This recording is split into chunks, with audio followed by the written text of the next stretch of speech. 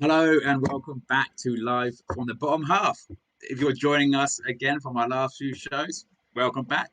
If you've joined us for the first time, you've missed out on one show, so you have to go back and watch it all and subscribe and do all that fun stuff. Today, what we are talking about is the Vanguard boxes. More widely than that is what we're talking about is list building from a completely new person's perspective. 99% of all players, when they start with an army, will go to the Vanguard box set because it's cheap and it's got stuff in it and you can play with it to a point, which is something we will be discussing today. Yeah, do you want to introduce us to everyone's favourite Indeed. army? Talking about fun armies, let's go into the next Vanguard, which is Skaven.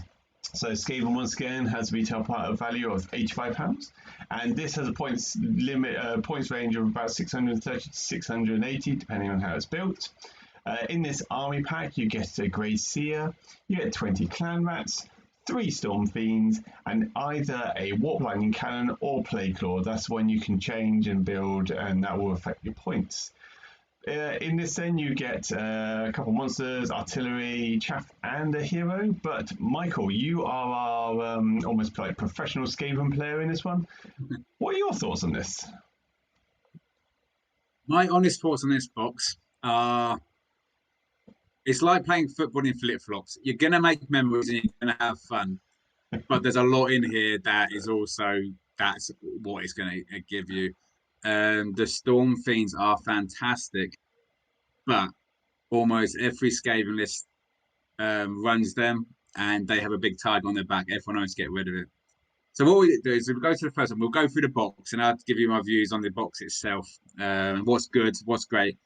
But a big thing to bear in mind with Skaven is it comes down a lot to how you play the game. If you're there to have fun and see cool stuff happen, this box is worth its weight in gold. If you're looking to get into a tournament and start going things, you have to be very careful about what you're picking. So, first guy up is the Grey Seer, who is genuinely one of the better small hero casters in the game. Once per turn, you can essentially sniff Warp Dust, roll 3 dice to cast. If you roll a 13, it can't be unbound. If you don't roll a 13, you remove 1 dice, and the other pairing is your cast. That can't be modified by primal dice, so it's not too great now. But you know, it's an option there. Beforehand, it did come up once in a while. If I just want to try and get something off. It also, with a command trait, you can re-roll everything. So you can re-roll casting and binding and dispelling, which is really helpful. You put them next to Warp Hole, you got +1 to your casting. You put them next to Arcane Scenery, you got +2 to your casting re-rolling. It's very, very good. His spell is Wither, which you roll a 2d6 against an opponent's wounds characteristics. It is better, which it should be because you should not be trying to do this to Kragnos. It's -1 to hit, and they suffer D3 mortal wounds. The spell lore with the Grey Seers is really good. You have a teleport. Well, there's 2 really good spells. One is teleport, where you teleport. The bad one is one called Scorch, which is just does like mortal wounds, and I've forgotten what the other one was. That's a horrible thing to see saying with someone who plays Skaven quite regularly. But there is another one. It's very, very. It's very good, and it's 120 points, so it is worth it. Clan Rats, love them. Sorry, Death Frenzy. That's it, Death Frenzy, and yeah, that's when it was really good in a lot of units to get them fighting on death. Because there's one thing that happens to Skaven army, it's death. There's one thing you want to die more than anything else is these guys, is the Clan Rats. I would, when you're thinking about the Skaven army, when you're looking at the points, measure it in Clan Rats. You can take Danquil, or you can take 80 Clan Rats. 80 Clan Rats will win you games. Like, that's how you measure it. I could take a Warp Vermin Lord, or I could take 60 Clan Rats. I'm going to take 60 Clan Rats. They die quickly. You have to manage them, but they are the linchpin of your team, and you'll be surprised when reinforced units what you can do with them. Like, I take 80 in my standard tournament list. I stick a Claw Lil next to him, which gets for the battle shot. Basically, I take D3 mortals instead, and the stuff I was doing with them was nonsense. I played a group of Storm Fiends, and I was charging in clan rats, surrounding them, and they had and taking the objective, and they have to carve through bodies before they can take the objective back. And at Battle Shock, I'm bringing D3 back. Yeah. It's wonderful models, fantastic for this army, A star all round. Storm Fiends are the first trap. They have 320 points. They in a unit of 3 are not very good. In a unit of 6, they're fantastic, but they're 620 points. That's more than quarter of your army is in 6 models. And it's not just 6 models, it's 6 models that the other opponent has gone, that's 610 points. I don't know what it does, but I'm going to kill that first because it's 610 points. I have, and we all have, and I have done this, so this is no judgment whatsoever, seen Skaven players turn up at the first tournament with 6 or 9 Storm Fiends and been like, this is a winning list right here. And they have been next to me on the bottom tables. Because people know how to do it. The range on the rattling guns is only 12. Rattling guns are dangerous. With a Water Spark token, it's 6d6 attacks. You can get into 2s, 2s, -1, 2 with all the buffs going off. That is terrifying. 12-inch range means that at maximum is an 18-inch range of your move. A lot of people have armies that can cover that range and get in there and start dealing with that stuff before it does anything. And a good player will avoid it. So they are great models. They're a lot of fun in casual games, but I'm not a fan of Storm Fiends. I think they've got more play in the latest GHB, but the last one, avoid them. And the last thing in it is on the next slide is the Warp Lightning Cannon or the Plague Claw Catapult. Warp Lightning Cannon is loads and loads of fun, but it's stat. How it works is you pick a target in a range and you roll a dice. And say you roll a 5. You then pick up 6 other dice and you roll those. For every dice that equals or exceeds, you'd cause a mortal wound. And you can overcharge it, and then you're rolling 12. So 12 dice. So if I roll a 1, and then I roll 12 dice, well, if I roll a 1, I'm automatically causing 12 mortal wounds for every 1. For every 1 I roll, I take D3 mortal wounds. On average, this is dead by turn 3 because there's no reason not to overcharge it ever. Because why would you, like, on average, if you don't overcharge, you're going to do 3 mortal wounds. That's nothing. Why? You're not going to bother with that. When you overcharge, on average, you're going to get about 6. So that's what you're trying to do. But on average, you're dead by round 3 anyway. So that's kind of the play of the Warp Lightning Cannon. People have taken lists with 3 of them, and they are terrifying. There is 36 mortal wounds, and they will hit you before you get across. That is terrifying. So they are good. It's just a little bit swinging, but that is the Skaven rulebook. You're there to see to have fun. The Plague Claw Catapult has kept getting points reductions to make it useful. And I think it's probably at a point now, if you're a techy enough player, that is really undercosted. I mean, 36-inch range, if you target a unit, it's -2 bravery off the bat. Like, you don't even need to hit it. The fact that someone has seen that catapult has made them go, whoop, and that is -2 bravery. If you hit him, it's D6 mortal wounds. If it's more than 10 units, it's 2d6.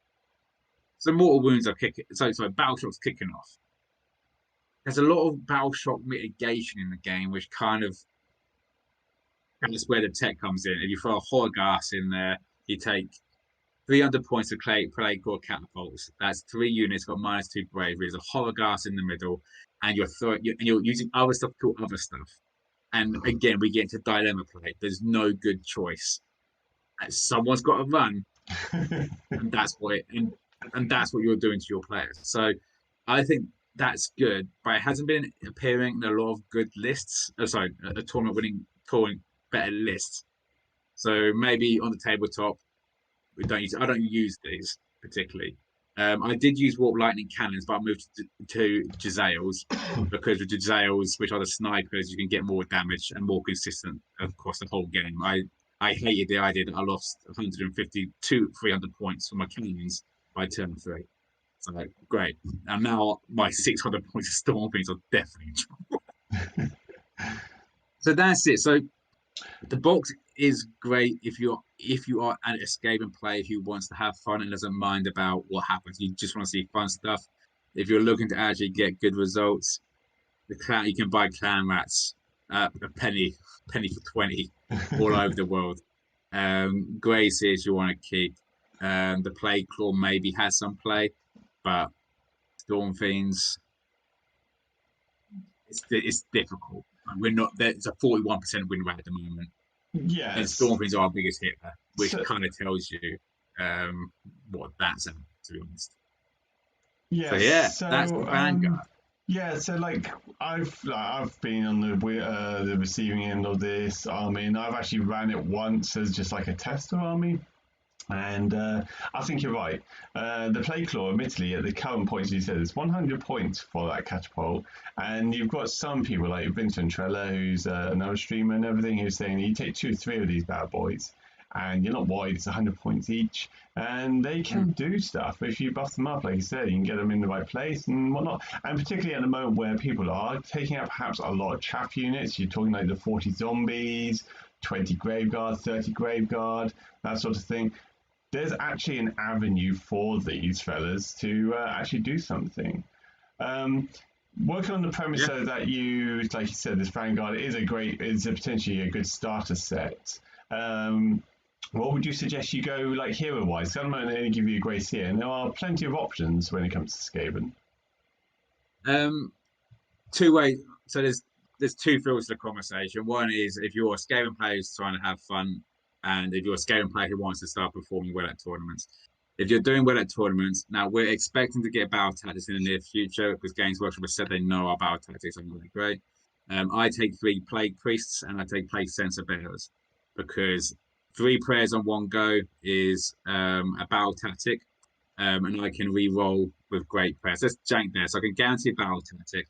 I can throw a lot of stuff onto Plague Sensor Bearers, which are just nightmarish if they get into you.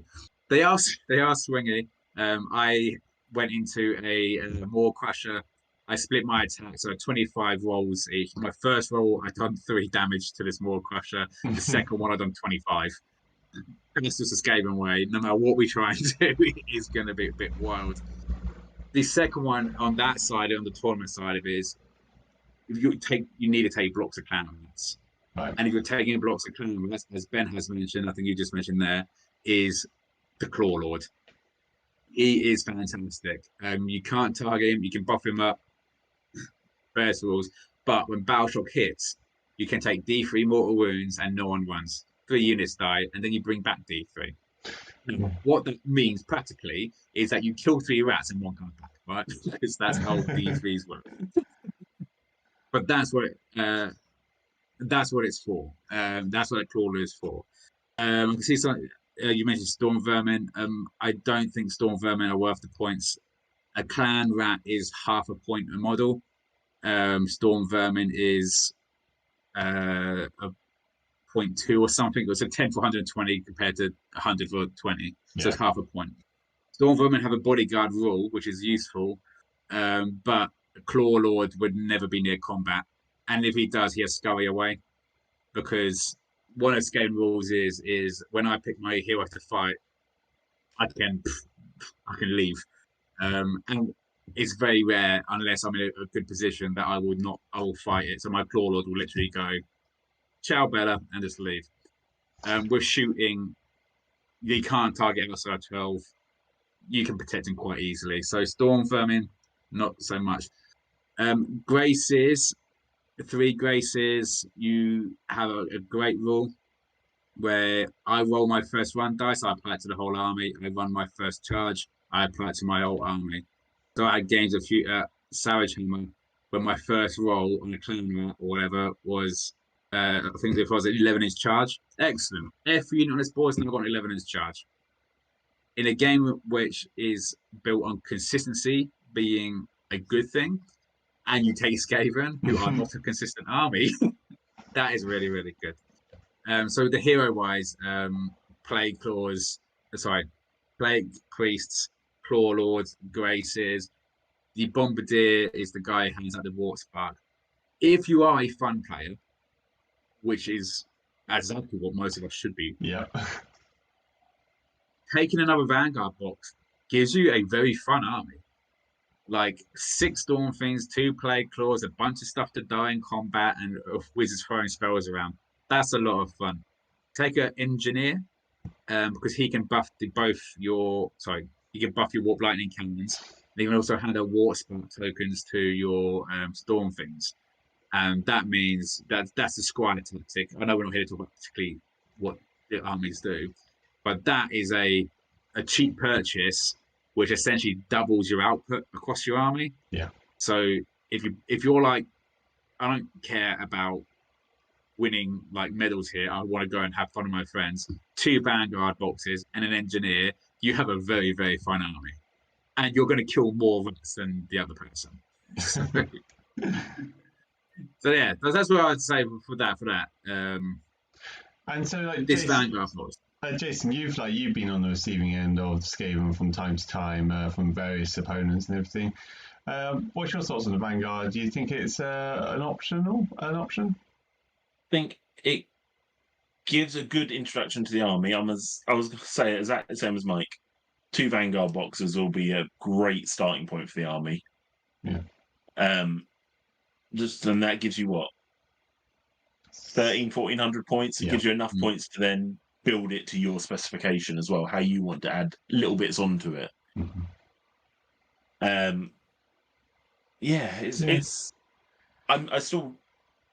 We'll have the discussion sometime, Mike. Plague claws, I love them. I love the fact that you don't have to be visual range to fire them at people as well. That is launching stuff. You hide behind this giant rock and you hit this little guy the other side of it, but you're allowed to. Yeah. Plague claws will eventually replace my Giselles, because I like my Giselles, but that means I can drop the bombardier as well and put in more pestilent stuff, which is kind of where I think that particularly wants to go. But you're right. 100 points is crazy cheap for something that does 2d6 damage. You got 1 dice, it's a cannon shot, but you -2 bravery. Nobody wants to deal with -2 bravery. Not even Ethereal's dead units want to deal with -2 bravery, because then they have to play the game. And you can spark them as well to give them a second attack. Is that right? Can you spark token them? The plague claws. I don't know. Perhaps I'm talking about our mind. No. Okay, ignore me then. Sorry, I must. Yeah, might put my phone on. Perhaps it's one of those things I thought would be perfect for them. So basically, then we're suggesting then a thumbs up on this Vanguard box. This is a definite thumbs up, but you just need to be aware that you're going into the swingy fun side of Skaven, not a consistent meta points winning army. Yeah. Fair enough.